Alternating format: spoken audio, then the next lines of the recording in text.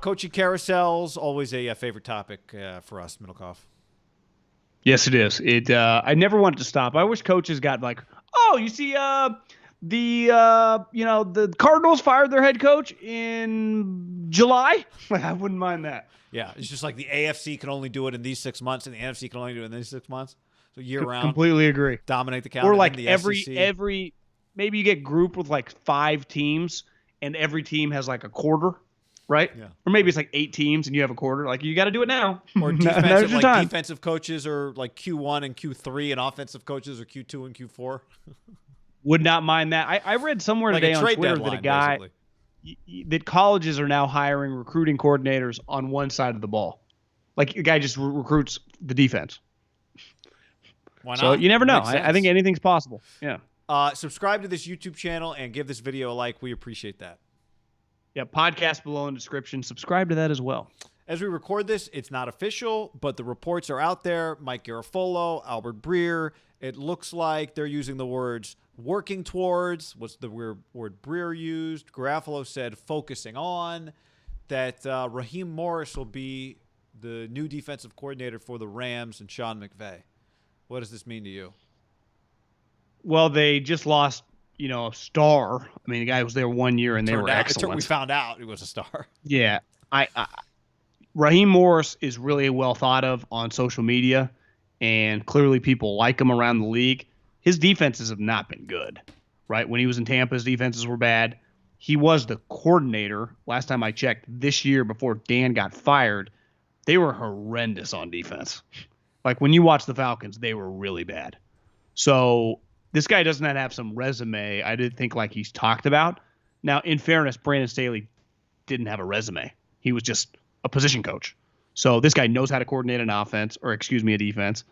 I think there's comfort level there. He's been with McVay. McVay's kind of in a tight spot where I can't imagine. Do you think it crossed his mind when he hired Brandon Staley, even throughout the offseason when they were doing virtual stuff, that he ever thought like this guy's going to be one and done in the sense he's going to leave me?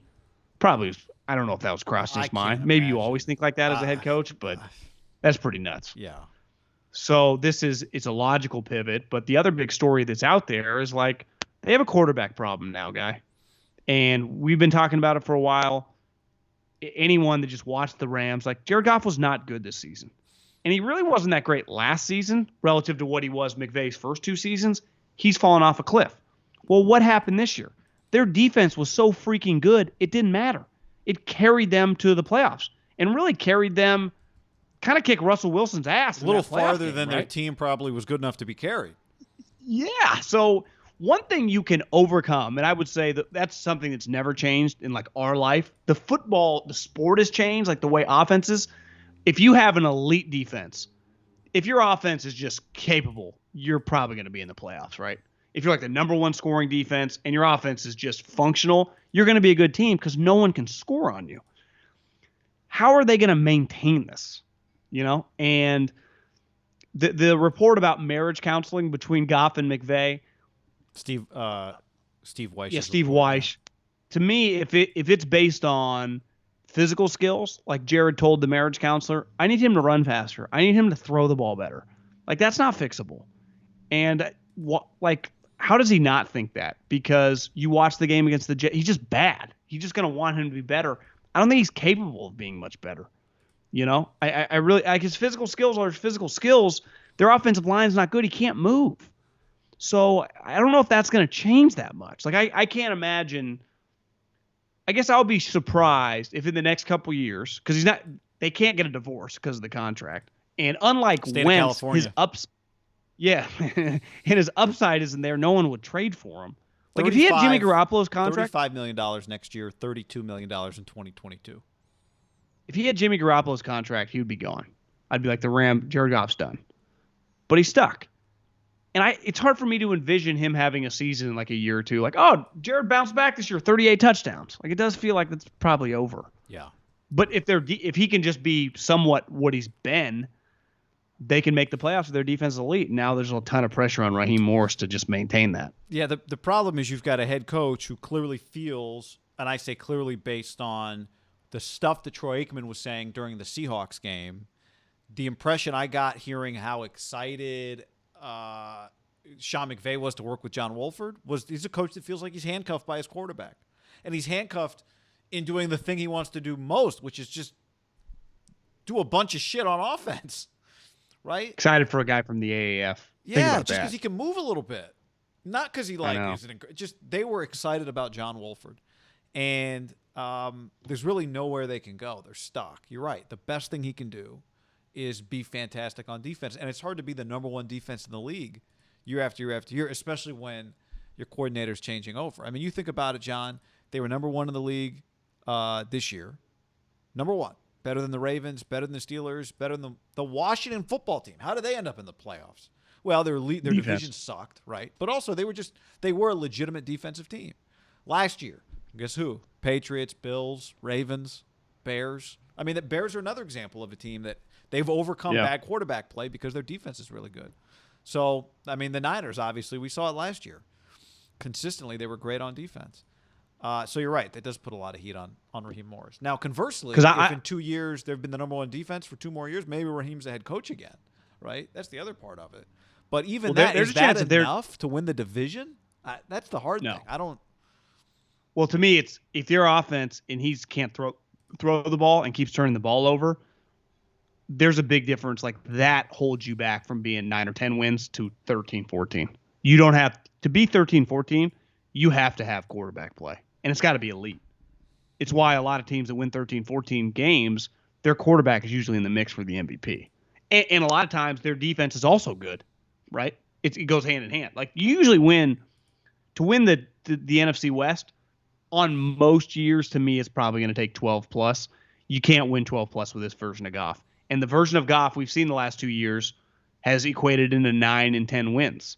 And this year their defense was, I think, a lot better. Just watching it, they had Jalen the whole year. I think he missed a game, but still, I mean, he was on their team the whole year. Instead of last year, it was only half the season. But it only was a difference in a win. You know, it wasn't like they took some huge step. Like they're kind of maximizing everything they have right now. McVay's grown on me. I think McVay and grown on me in the sense of like, it's just let's see. And he's really good. I think he's a media creation. No, I think his quarterback's a problem, and I think he's admitted it. I think it's now out there, and everything else has to be perfect. Like, you just, to me, you need Jalen and 99 to basically next year, if they combine for 32 games, I would say anything under 30 for those two guys would be a disaster. Like, your margin for error for those two guys to play the whole time. It's like an NBA team. It's like, God, if Steph gets hurt, the Warriors are screwed. It's like, yeah, if Aaron Donald gets – he's one of the rare defensive players, like, oh, my God, he's not playing. You kind of felt it with the Browns with Myles Garrett. Like every time he'd come out of that game with the Chiefs, like, oh, their defense is already kind of questionable. And their defense isn't even that good. But it was like he'd come out, they're like, oh, they're screwed. Well, I mean, we talked about it last week. It was when is it that – I mean, whether or not Goff was going to play and whether or not Aaron Donald was going to play was equally as big a story going into the Packer game, which is not normal. The quarterback story is always much bigger. Right. Well, I just wonder if you can overcome. I guess Sean's not an idiot. When you're stuck with a player, you do have to just try to meet in them. You do have to attempt to like him, right? It doesn't do you any good to just hate coach him because he's not going anywhere, right? So you have to attempt to figure him out. I'd say that's their number one. They have two things. One, they just need to maintain their defense and attempt to just make Goff more functional than he was this year. Yeah, which is a good thing. Which is a good thing for the Niners, who it is. Luckily they have their own issues. Seattle does not have an offensive coordinator, and the Rams now have a turnover on defense and a quarterback coach situation.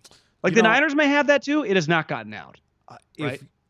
You're right. It hasn't. If that's the case, one thing you just made me think is that if I'm McVay, I know that in 3 years, well, 2 seasons from now, because this year the dead cap is $60 million, and next year Goff's dead cap in 2022 is $30 million. But I know in 2021, sorry, we're in 2021. In 2022, his dead cap is $30 million. So 2023, 3 years from now, is when you can have another quarterback. Or here's what my point is this: I would draft a quarterback this year, McVay, that you think has a chance to be a starter, knowing, he's going to be my backup. Worst case. / best case in 2022, I'm not paying him anything. I'm paying Goff. It's all the same. Maybe that guy can beat Goff out for the job. maybe in 3 years he can be my starter with 2 years to get ready. Because the odds are in 3 years you're probably not going to have the number one defense anymore, right? Yeah. Just Donald. Well, Ramsey, how long can Aaron Donald play like yeah, this? He's going to be like he was drafted in fourth. He's been in the league a little while. So you're right. The Niners have bought themselves a little time here where it's like you got a couple years where you need to find a quarterback, or McVay's bought them a little time. Goff has bought them a little time. Maybe he'll just be the first time ever time defensive player of the year. Maybe. Yeah, he won it 7 straight years. I would count him out. He's a Michael Jordan of D tackles. But yeah, I wonder if McVay's got to be thinking about that this year. I do struggle with got to take a quarterback for a team that would have to do it in like the 3rd or 4th round. That is assuming you're gonna like a guy in the mid rounds. Yeah. No, I'm not saying gotta. I'm just saying if there's a guy he likes, he should jump. But you're not. I've read that a couple places. Like, get ready for them to take a guy in the 3rd or 4th round. Well, they don't have a 1st round pick, and they haven't had one. Their last 1st round pick was Jared Goff. I did know that. Yeah. That's pretty nuts. Yeah, that's so pretty you're right. crazy. It doesn't make sense. Like they need because their margins are thin. That 3rd round pick might need to be a starting tackle or a starting guard. Starting center. To me, they got to be in the mix for some of these guys that just get cut, that have been starters before, kind of bring in some competition. Maybe you get for $1 million. Like, for example, like a Mitch Trubisky. If you can get him for like, $1 million. Because to me, they're not going to have the ability to like even trade for a Mariota or something. He just makes too much money. They need to get a veteran. And when I say veteran, a player that started games that Jared Goff looks at like, this guy could just play better than me. And I'm just using Mitch as there aren't that many of them. Like every year there's like a Mariota or Mitch Trubisky or just a guy that started some games. That's what I'm saying. He can just move around a little bit. I do feel like he hates Jared Goff right now. He just doesn't even want to think about it. And we've all been there, different people in our life, and you're stuck. Yeah. The thing with marriage counseling, though, you both have an out. It's called divorce. Sean does not have divorce is an option for him right now. And there's nothing worse in life than feeling like you're stuck with someone, whatever it is. What are you saying? And it does feel like that creates hate. Yeah, we've been there. You want to go to counseling? Yeah.